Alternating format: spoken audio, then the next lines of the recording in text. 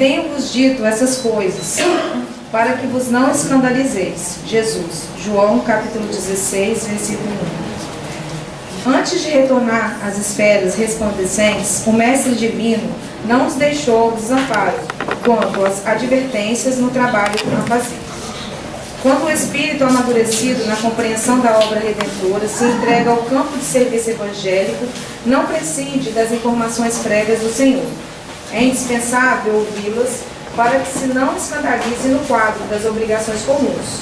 Esclareceu-nos a palavra do Mestre que, enquanto perdurasse a dominação da ignorância no mundo, os legítimos cultivadores dos princípios da renovação espiritual, por ele trazidos, não seriam observados com simpatia, seriam perseguidos sem tréguas pelas forças das sombras, compareceriam a tribunais condenatórios para se inteirarem das falsas acusações dos que se encontram ainda incapacitados de maior entendimento. Suportariam remoques de familiares estranhos à iluminação interior, sofreriam a expulsão dos templos organizados pela pragmática das seitas literalistas, escutariam líbelos gratuitos das inteligências voltadas ao escárnio das verdades divinas, viveriam ao modo de ovelhas pacíficas entre lobos famulentos, sustentariam guerras incessantes contra o mal, cairiam em ciladas torpes, contemplariam o crescimento do joio ao lado do trigo, identificariam o progresso efêmero dos ímpios, carregariam consigo as marcas da cruz, experimentariam a incompreensão de muitos, sentiriam solidão nas horas graves, veriam de perto a calúnia, a pedrada, a ingratidão. O Mestre Divino, pois, não deixou os companheiros e continuadores desavisados. Não oferecia a nenhum aprendiz na terra a coroa de rosas sem espinhos. Prometeu-lhes lutas edificantes, trabalho educativo, situações retificadoras, ensejos de iluminação, através da grandeza do sacrifício que produz elevação e do espírito de serviço que estabelece luz e paz. É importante Desse modo, para quantos amadureceram os raciocínios na luta terrestre, a viva recordação das advertências do Cristo no setor da edificação evangélica, para que se não escandalize nos testemunhos difíceis do plano individual. Rodrigo, por favor, prece inicial.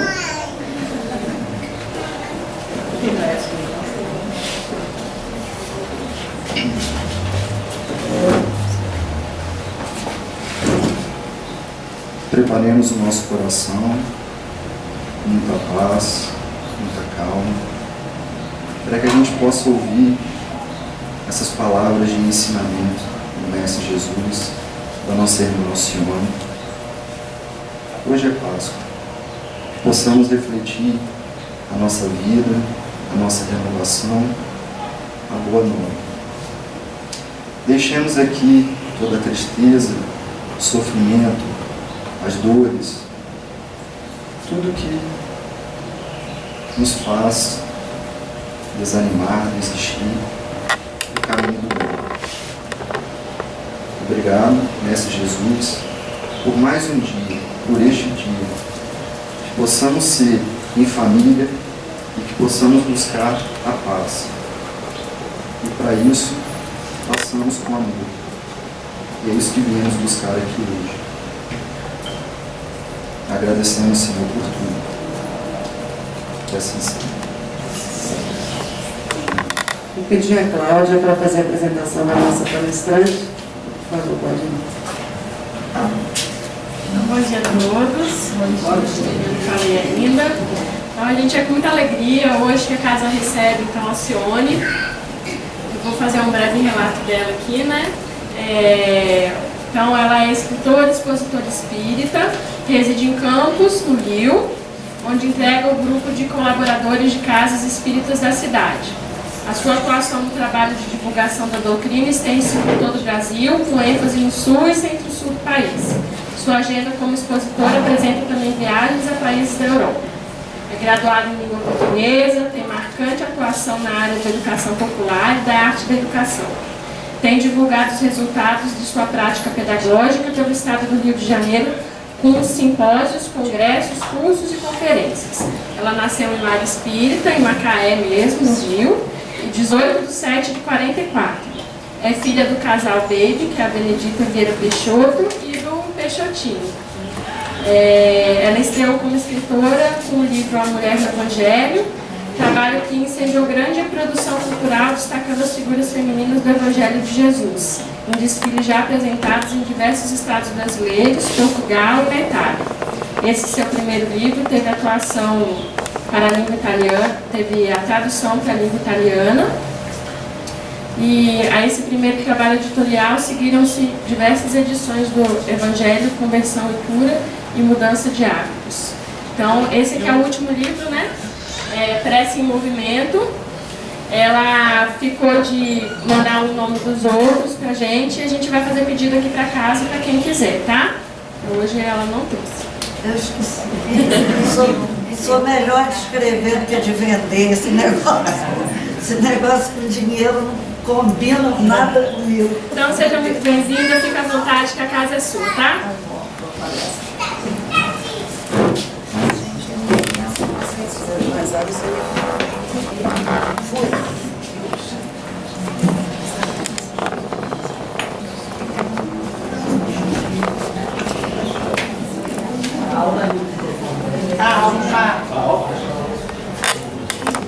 Eu estou cada dia diminuindo mais.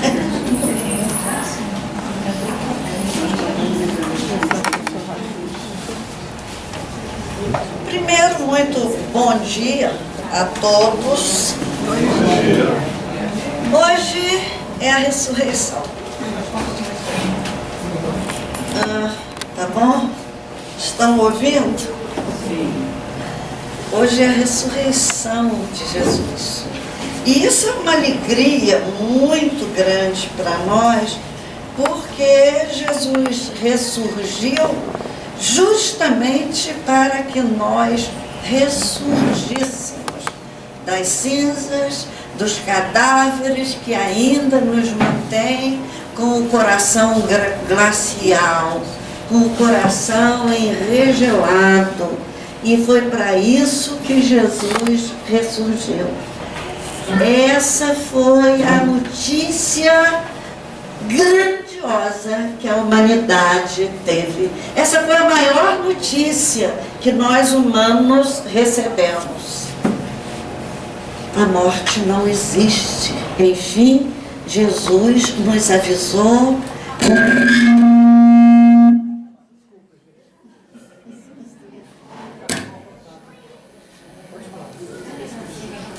que a morte não existe.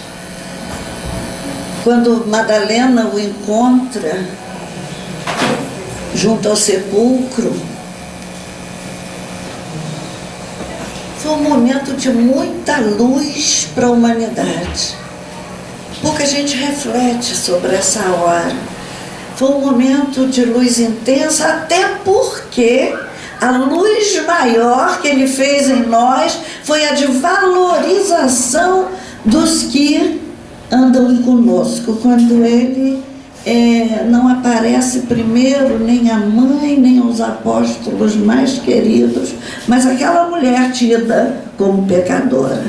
Essa é a luz dos dias atuais, que são dias em que o preconceito ainda mata, em que o ódio teológico faz vítimas lá no Oriente.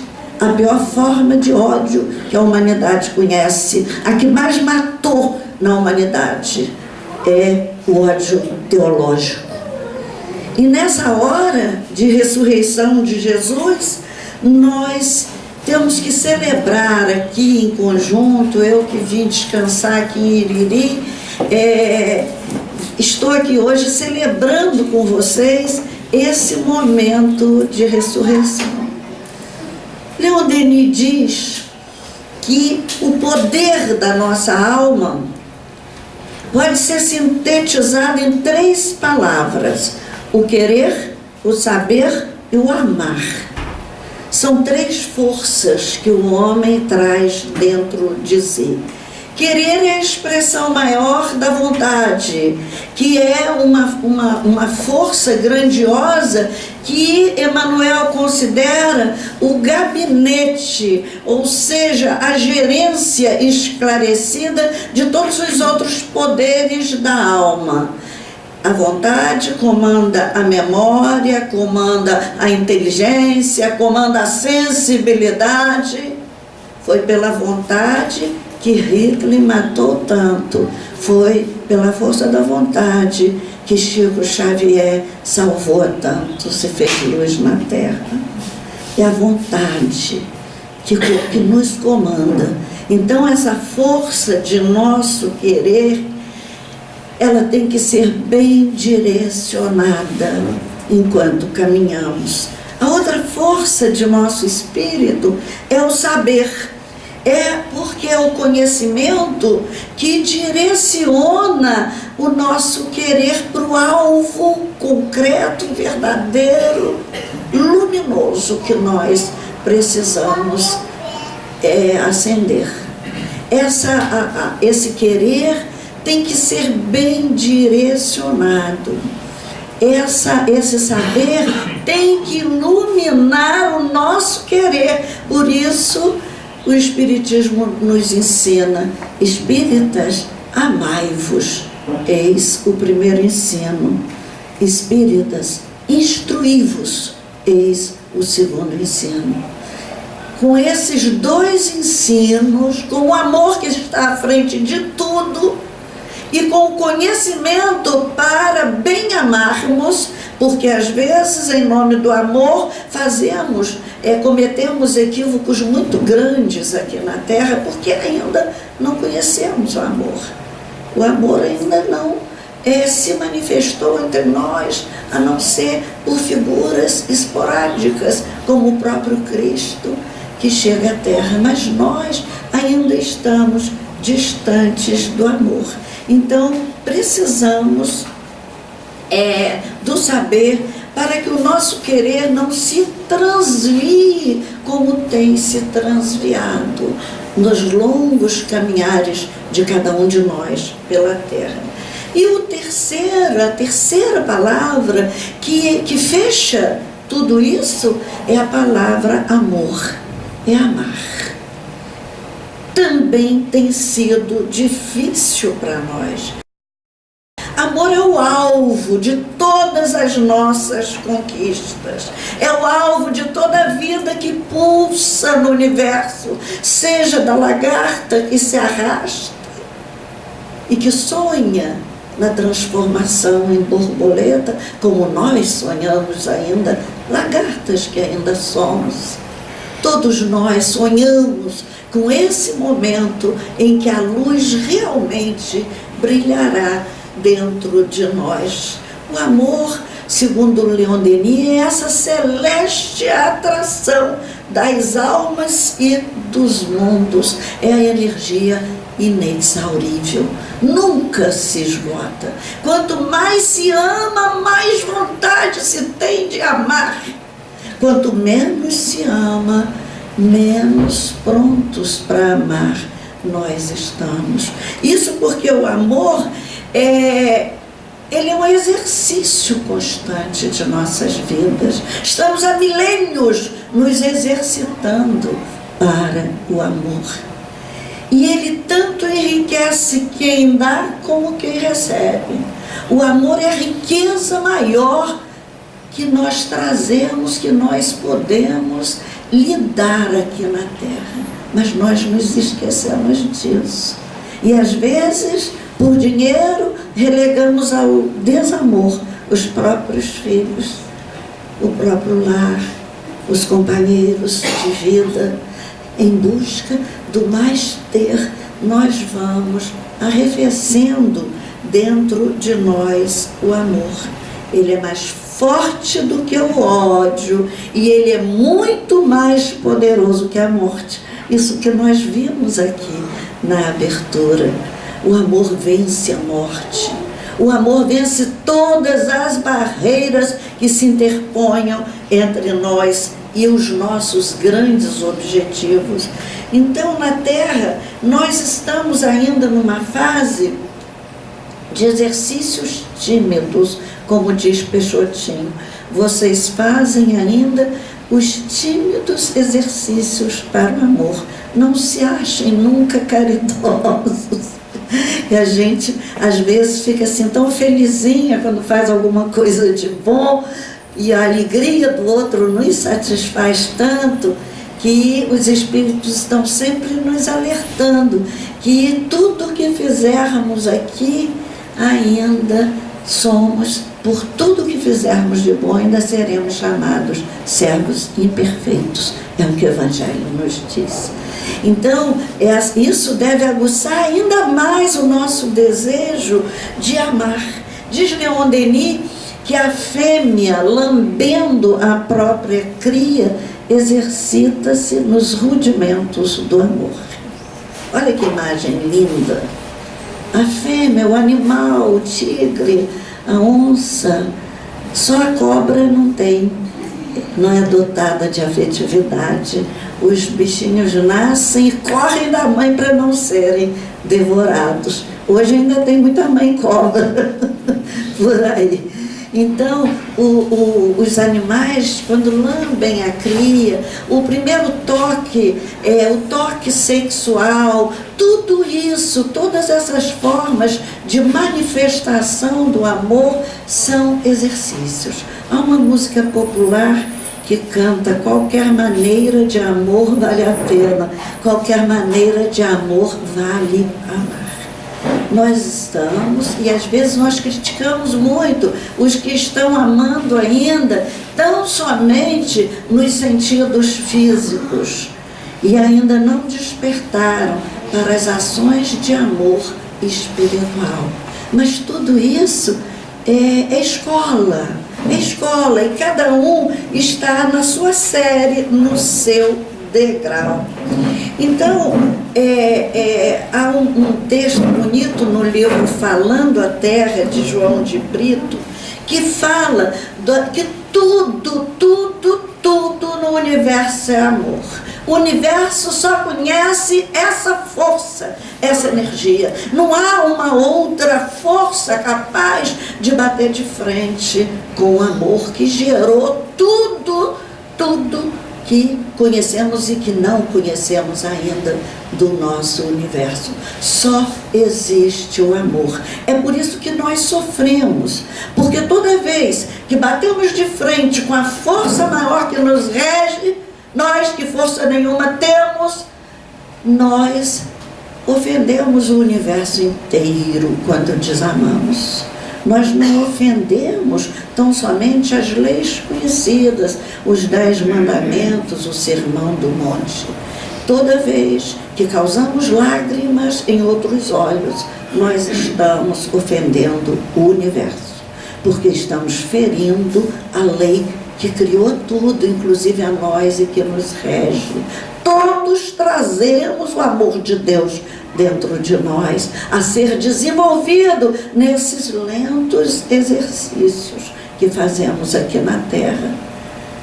E é por isso que quando nós batemos de frente com a lei, nós sofremos. E diz João de Brito sobre esse império do amor no universo: o ódio é o amor que se envenena. A paixão é o amor que se incendeia. O egoísmo é o amor que se concentra em si mesmo. O ciúme é o amor que dilacera. A revolta é o amor que se transvia. O orgulho é o amor que enlouquece. Interessante, né? Tanta gente enlouquecida na Terra, né? Muita gente orgulhosa. Discórdia é o amor que divide. Vaidade é o amor que se ilude. Avareza, e é muita ilusão mesmo a vaidade, né? Quando a gente vai ficando mais velho, é que a gente vê a infantilidade de outrora. Avareza é o amor que se encarcera. Vício é o amor que se embrutece. Crueldade é o amor que tiraniza, e assim ele continua falando das diversas formas de amor porque nós passamos aqui na Terra, até iniciar finalmente um processo de crescimento do amor verdadeiro que habita dentro de nós. Porque o amor é o clima de tudo, é o clima de todo o universo. Quando eu vim agora pela estrada, olhando essa maravilha, agradecendo a minha amiga Norma, que me trouxe para ver essa maravilha, agradecendo a Deus pelos meus olhos e pela pequenina sensibilidade que já fez brotar dentro de mim, para reconhecer em tudo isso o amor de Deus por nós, o amor de Cristo, que fez tudo isso para nós, como Emmanuel relata no livro A Caminho da Luz. Então, esse amor que é o clima do universo e que ao seu influxo as vidas se agrupam, o amor criou o nome família, o amor cria o nome mãe. Há um livro psicografado por Chico, reunindo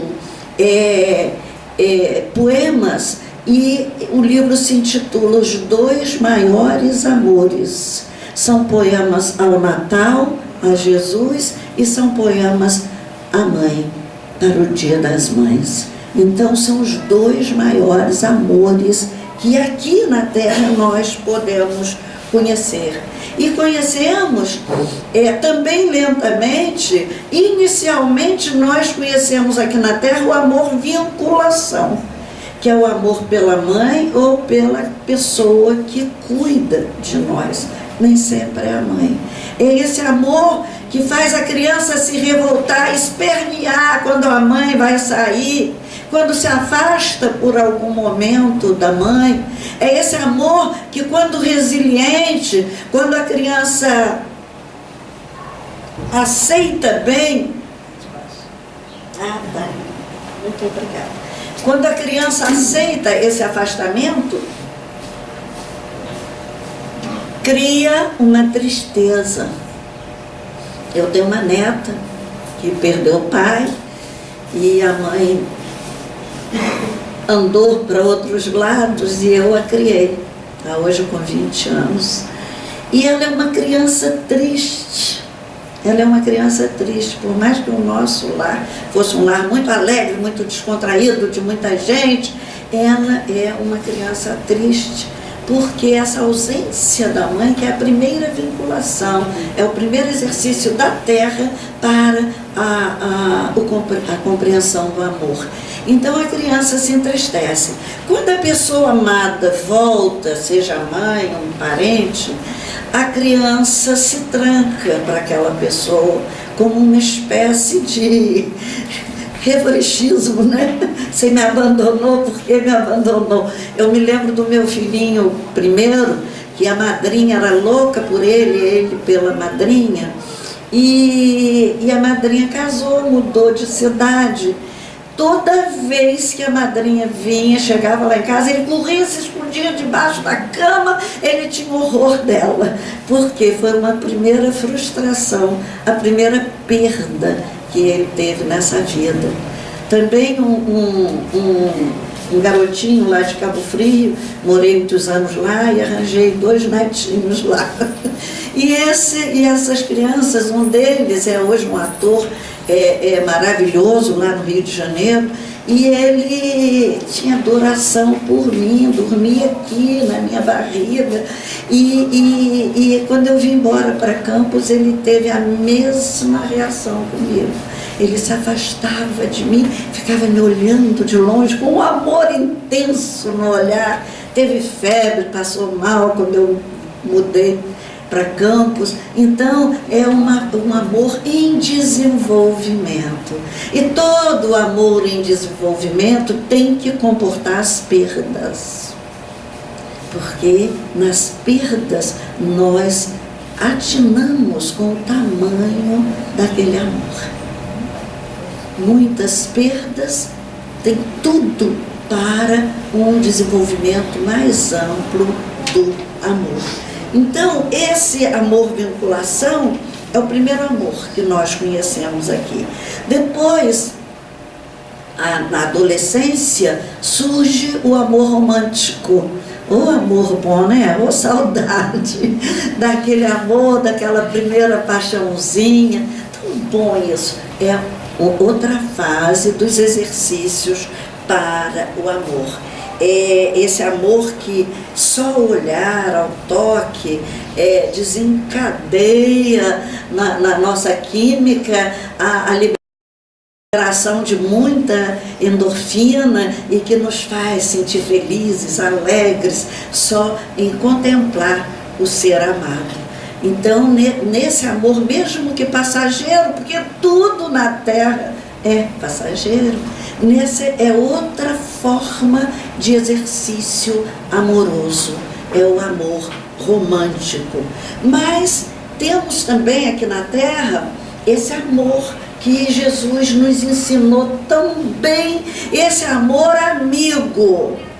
Ninguém tem maior amor do que esse, o de dar a própria vida pelos seus amigos. Foi o amor de Jesus, que nós nos relacionamentos cotidianos estamos aprendendo a amar, perdoar, servir.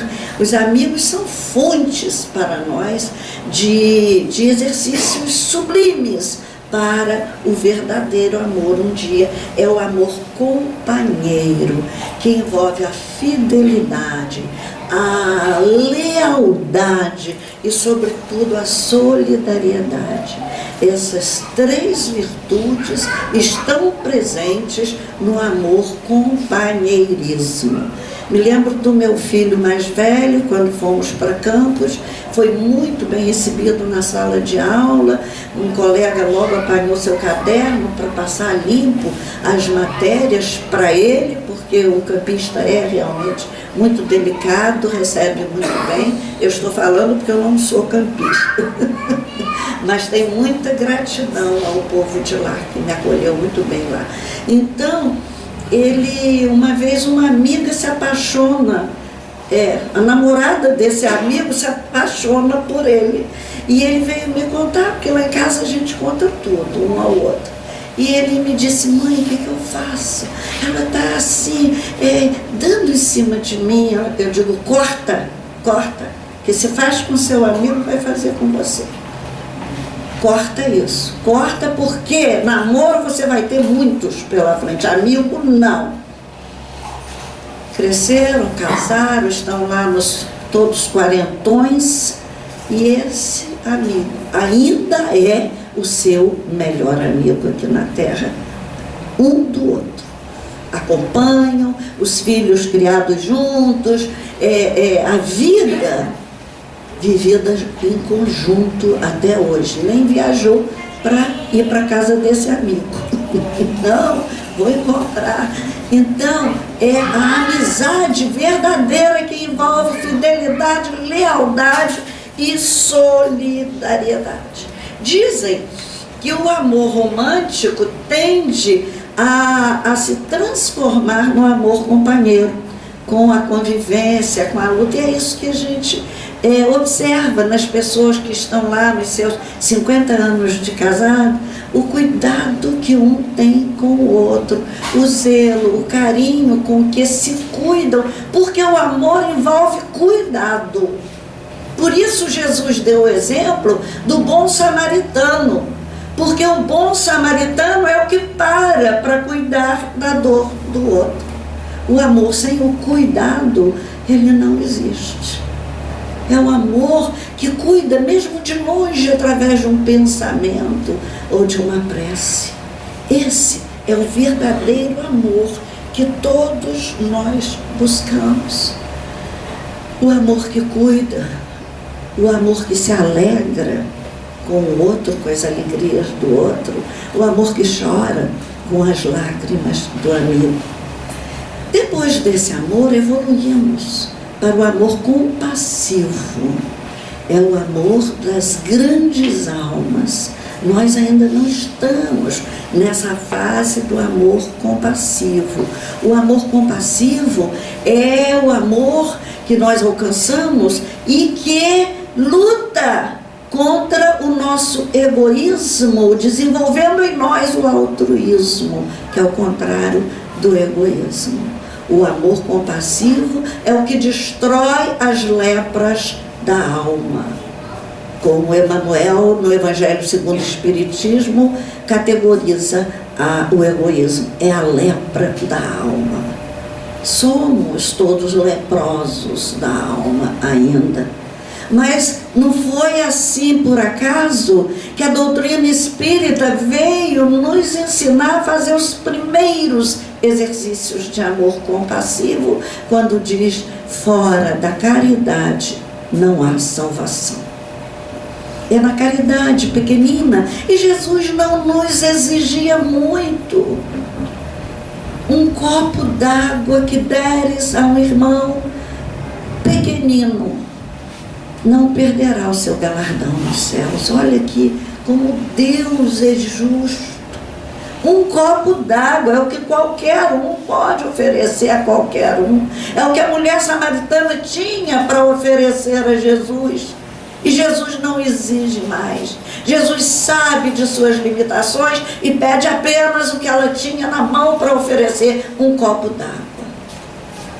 Todos nós podemos oferecer um copo d'água.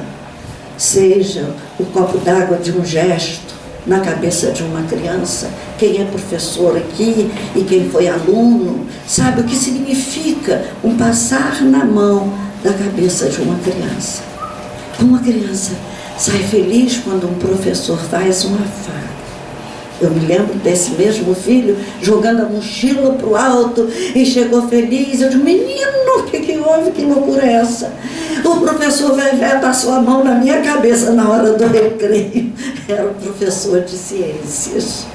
Então, esse é um copo d'água que a gente oferta ao outro, um olhar de ternura, um sorriso quando a gente chega em algum lugar. Tão bom chegar num lugar e receber um sorriso de alguém daquela casa. Então, esse amor compassivo é o amor que eu conheci lá em Portugal, o amor apoio, o amor suporte, o amor parceria. Eu conheci lá em Portugal o castelo da Rainha Santa, a Rainha Santa Isabel, uma rainha que cuidava das feridas, eles sentavam, os leprosos, os doentes sentavam sob uma árvore, e eu fiquei muito tempo sentada sob essa árvore. E ela ali curava, tratava, dava compra, fazia todo o trabalho de caridade. Trabalho que não era para uma rainha cuidar de feridas. Esse é um amor compassivo. A ela eu rendo o meu carinho pelos bons exemplos que ela nos deixou. É o amor de Chico Xavier. Por onde eu ando pelo Brasil, eu vejo templos espíritas consolando, amparando, graças a uma mensagem. Muitas vezes, na maioria das vezes, de um filho, dada a uma mãe, consolando o coração daquela criatura. Isso é o amor compassivo.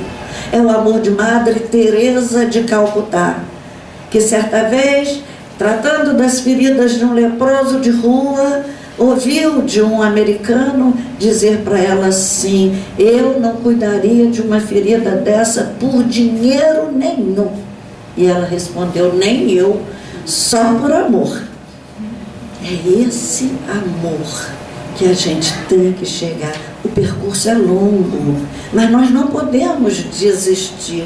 Temos que começar do copo d'água. Por quê? Porque justamente Ele que nos mandou dar o que temos, o pouco de que dispomos. E eu vim de um lar um lar pobre de 9 filhos, que viveu essa tarefa, vivemos esse amor no dia a dia da nossa casa. Peixotinho e Bebe são símbolos do amor espiritual na terra. lá no século II do cristianismo, ele já se dispôs de todos os dinheiros e de todos os bens na figura do padeiro Lúcio Agripa, que está no livro Ave Cristo. Ele e a mulher. Os dois se desprenderam de escravos, de dinheiros, a partir do momento em que conheceram Jesus. E nessa vida nós fomos educadas assim, dividindo, nada era inteiramente nosso. Me lembro que eu estava falando com você, que Emmanuel diz para a gente começar o nosso treinamento vivendo com todos e sem ninguém, como quem tem tudo e nada tendo. Essa é o nosso caminho para a luz, é nosso, é solitário. Nós vamos nos amparando uns nos outros, mas a decisão de caminhar é sempre nossa. E hoje, na ressurreição de Jesus, nós nos lembramos dele com um carinho muito maior, rogando a Jesus que nos afague o espírito cansado, muitas vezes desanimado, triste dessa caminhada aqui na terra, porque, segundo João, tudo foi feito por ele. Ele estava no mundo, o mundo foi feito por ele, e o mundo não o conheceu, o mundo não o recebeu. E é sobre essas palavras do evangelista João que a gente quer rever hoje, esse amor de Jesus na sua última semana entre nós. No domingo de Ramos, as vozes que aguardavam Jesus louvavam a Deus por tudo que viram, por tudo que Jesus fez, e dizia: bendito é o Rei que vem em nome do Senhor, paz no céu e glória nas maiores alturas. Olha como foi invertida a saudação do nascimento: paz na terra, agora é paz no céu, porque Jesus, a paz, o príncipe da paz, voltava aos céus. Então essa paz que o mundo não compreendeu, porque não o compreendeu, não o recebeu, como fala o evangelista João, essa paz volta com ele. E toda vez que a gente desejar paz num lugar, se as pessoas não receberem a nossa paz, ela volta para nós e volta com a gente. Nesse momento, os fariseus pedem a Jesus que faça os seus discípulos se calarem quando eles fazem essa exaltação a Jesus. E Jesus diz: asseguro-vos que se eles se calarem, as próprias pedras clamarão. Pedra é uma metáfora da dureza. Não é o que nós estamos vivendo hoje? Não é pelo clamor das pedras que nos dói o coração nesse dia que nós começamos a buscar Jesus? Não é pelas pedras que clamam dentro de nós que nós hoje meditamos nessa ressurreição de Cristo? Então, meus irmãos, esse dia, essa semana que começou nesse domingo de Ramos, é uma semana de reflexão para todos nós, sobre esse amor que nós ainda desconhecemos, sobre esse amor a que teremos todos fatalmente que chegar um dia. Tudo é livre-arbítrio na nossa criação divina, mas só uma coisa não obedece a essa lei do livre-arbítrio, porque essa é compulsória. Todos nós temos que caminhar para a luz. Todos nós seremos felizes. Todos nós conheceremos um dia a paz e a alegria. Isso é compulsório na lei de Deus e nós vamos chegar lá. Na segunda-feira e na terça, nós separamos também um texto de Jesus, e é no momento em que a ignorância dos homens plasma as lágrimas de Jesus. Jesus chora à vista de Jerusalém. Essa passagem me comove muito, sempre essa passagem me comove muito, porque eu não consigo imaginar a extensão, mas em alguma coisa eu consigo perceber a sensibilidade do coração de Jesus, só pela sua criação para nós.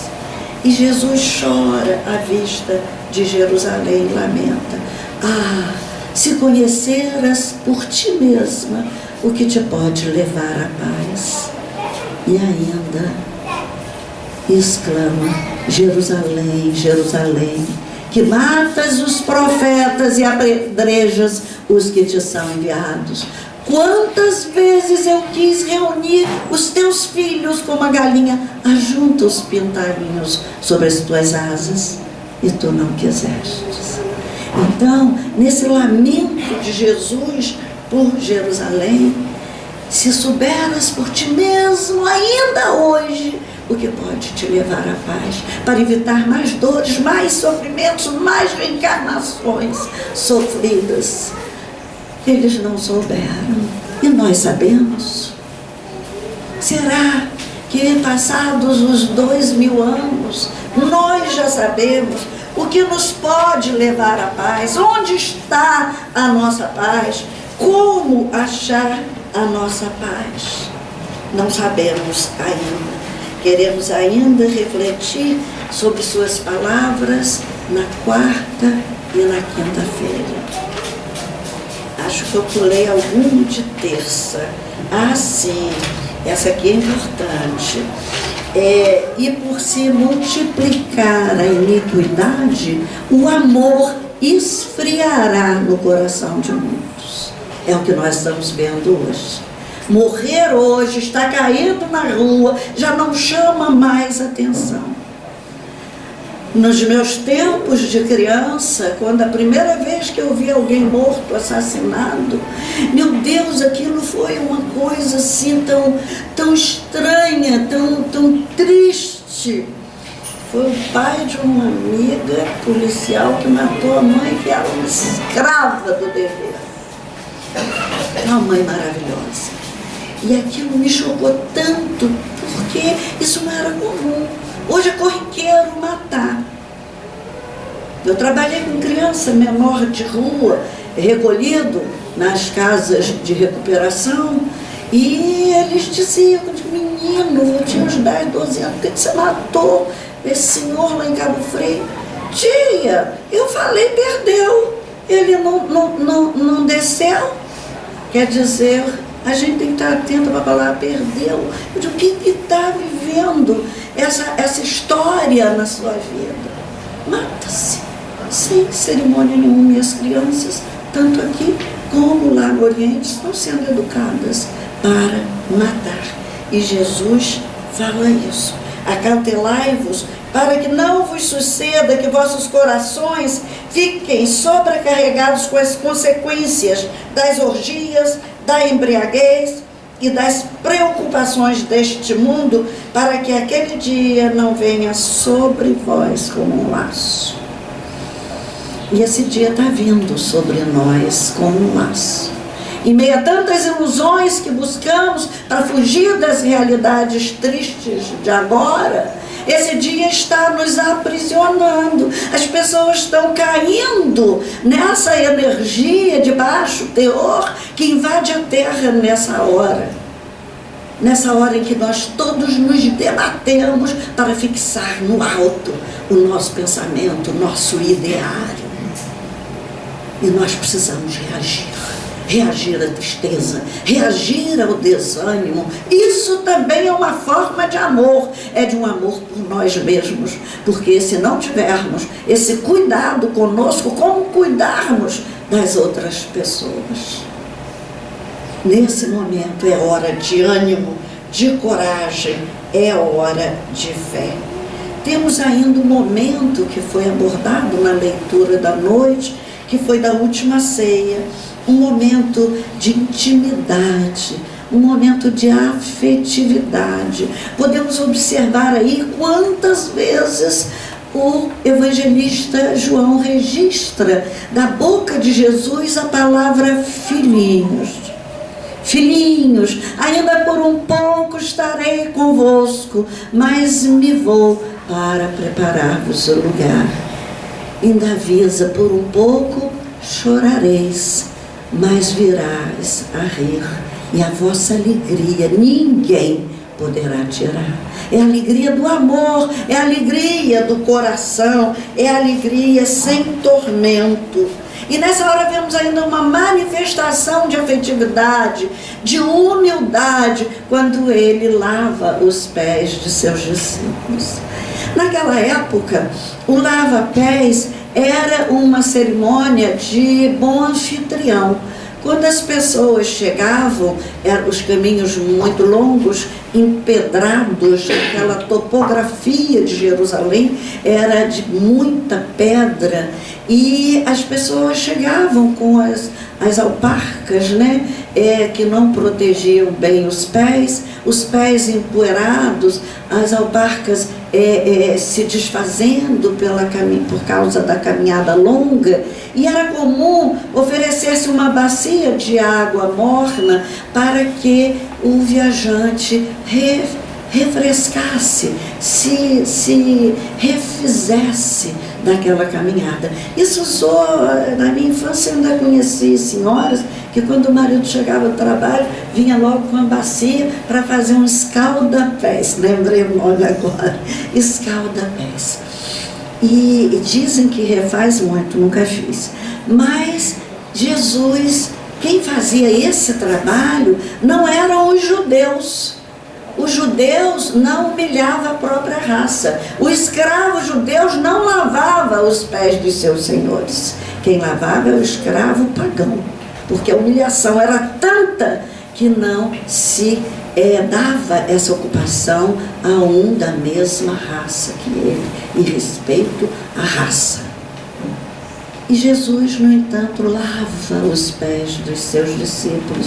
E Pedro protesta sem querer que Jesus faça, lave os pés. E Jesus disse: se eu não te lavar os pés, não tens parte comigo. A parte nossa, uns com os outros, tem que chegar na intimidade santa, humilde do lava-pés.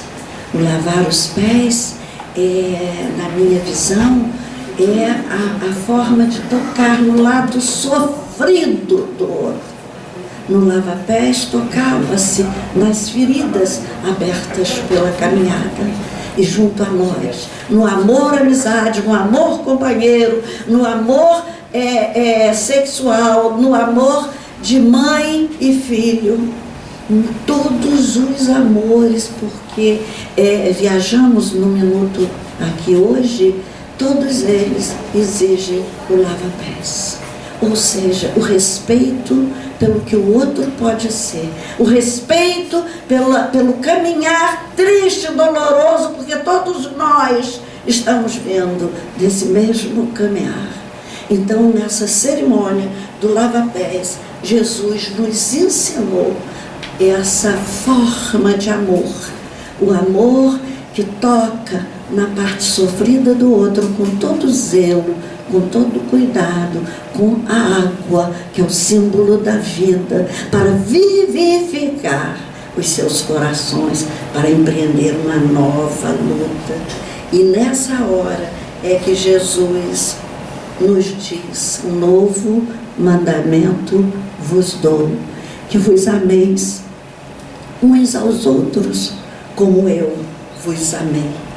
E pediu ainda que não nos deixasse turbar o nosso coração. Nessa hora é preciso relembrar Jesus, esse amor de Jesus que tanto nos ensinava quanto nos afagava e que não exigia de nós o que nós ainda não temos para oferecer.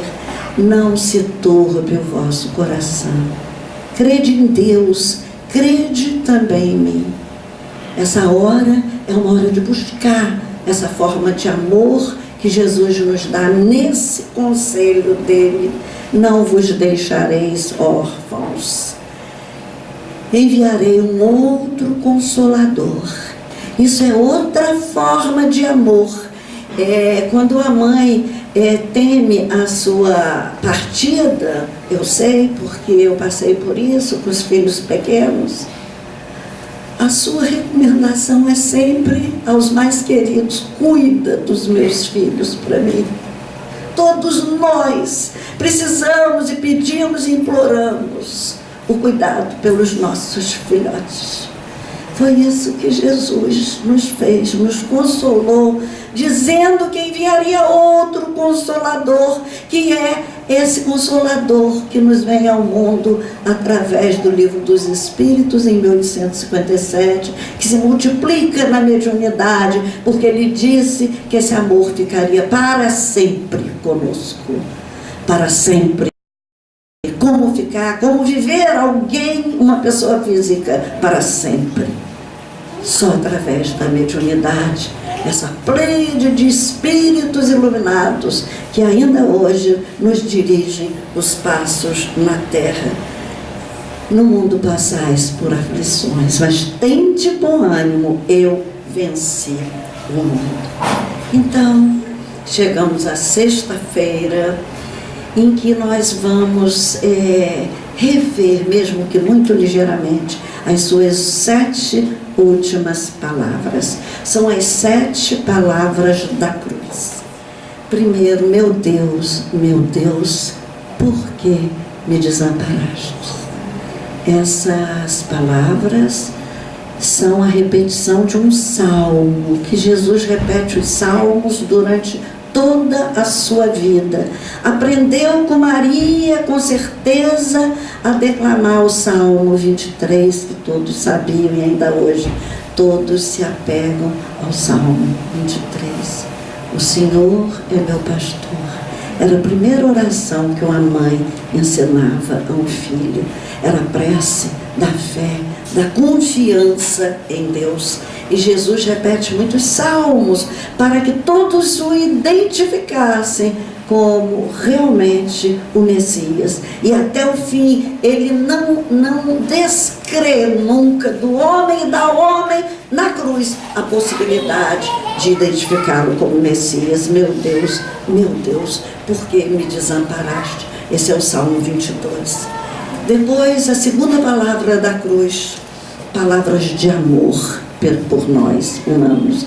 Pai, perdoa-lhes, eles não sabem o que fazem. E esse seu perdão envolve até hoje em graças, em bênçãos, em responsabilidade à humanidade inteira. Não é à toa que se faz tantas procissões, de acordo com cada cultura, uma procissão. A procissão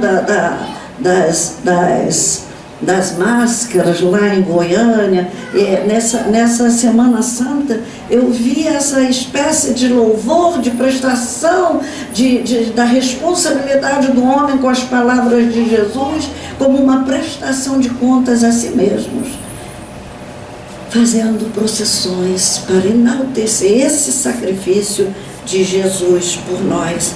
Eles não sabem o que fazem, não sabemos ainda. Não sabíamos o que fazíamos conosco naquela hora.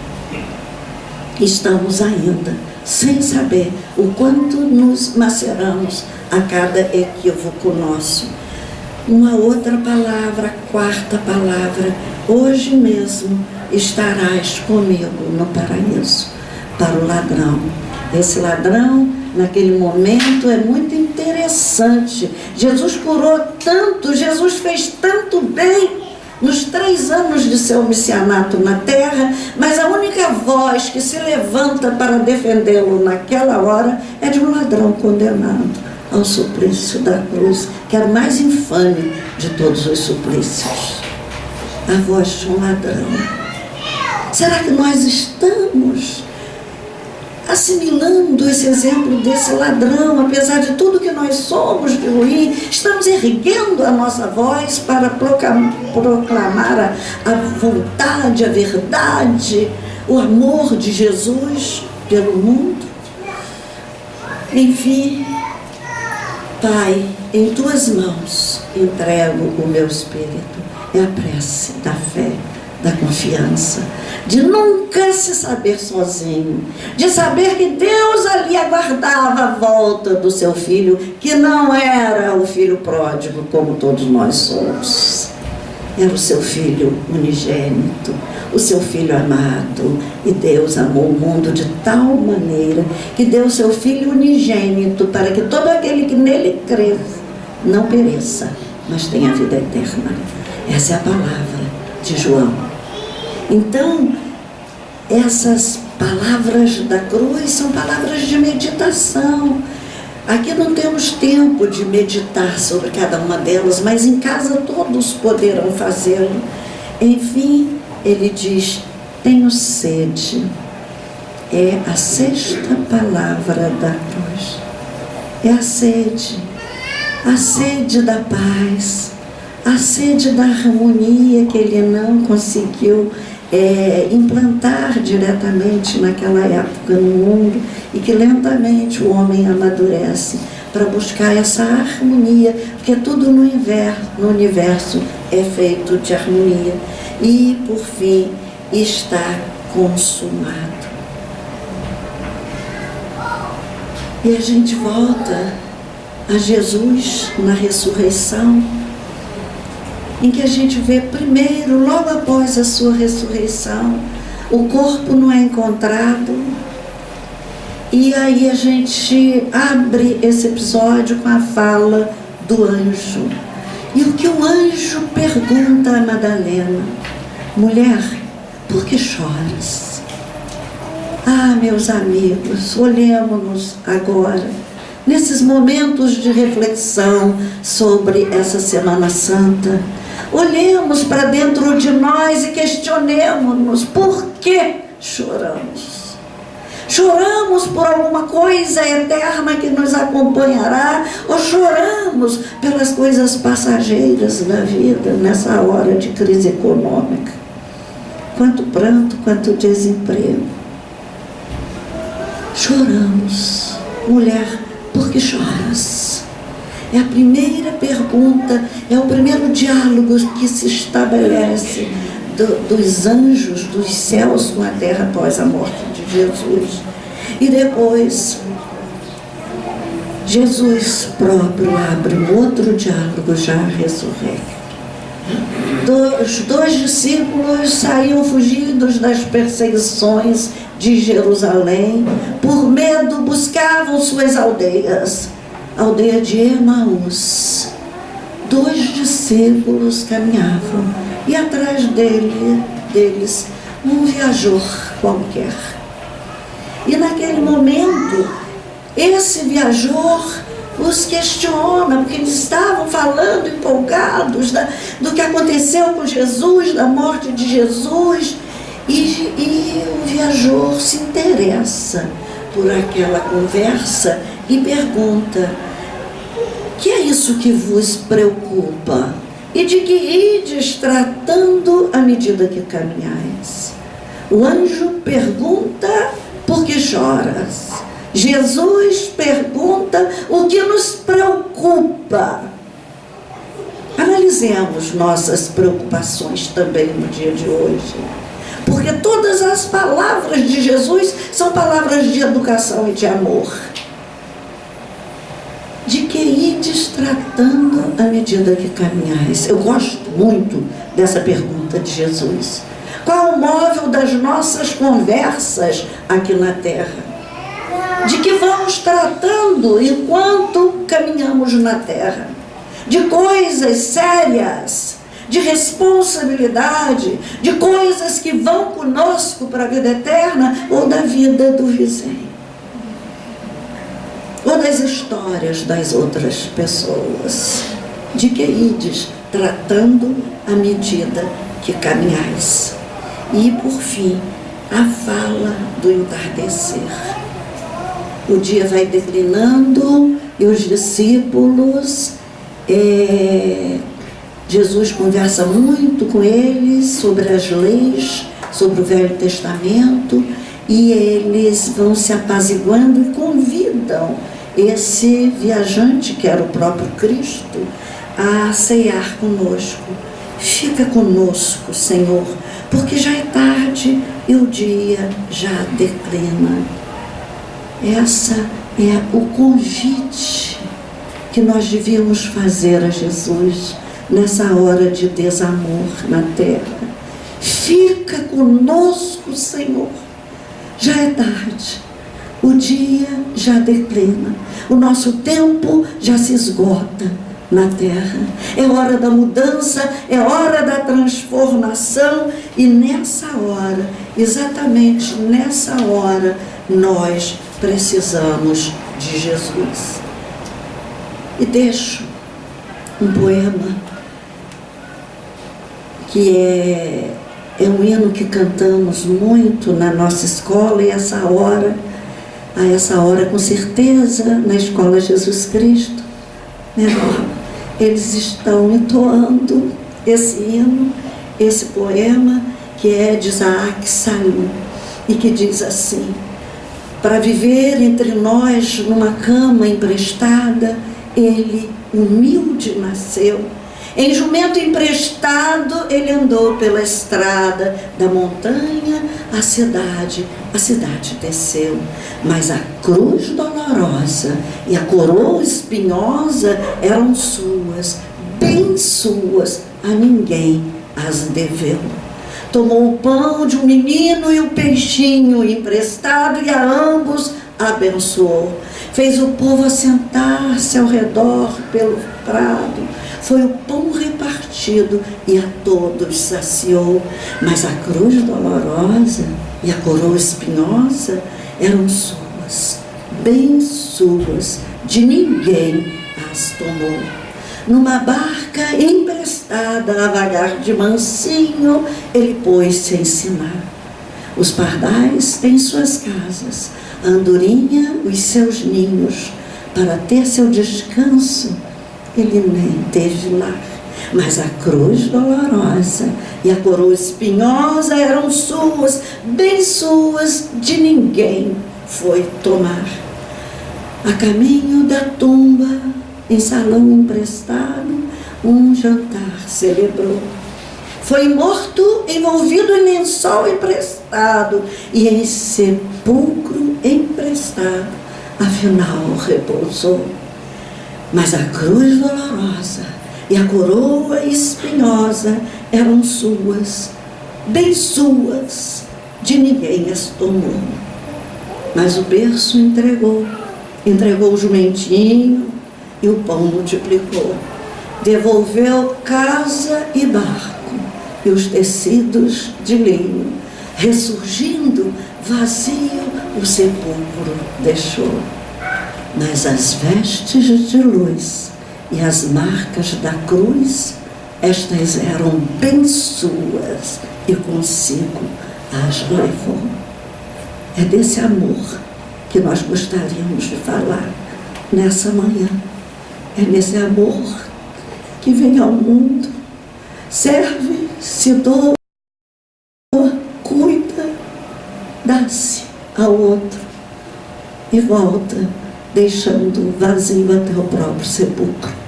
Que Jesus, nessa Semana Santa, no momento em que toda a humanidade para pensar nele, que Jesus, nessa semana, possa estar aqui abençoando esse templo de luz, nesses 13 anos de trabalho. Que esse templo seja agraciado agora com a luz, com o jato de luz que emana do coração de Cristo, para que todos que aqui militam sejam abençoados, para que multipliquem as bênçãos de Jesus. Muita paz. Muito obrigada.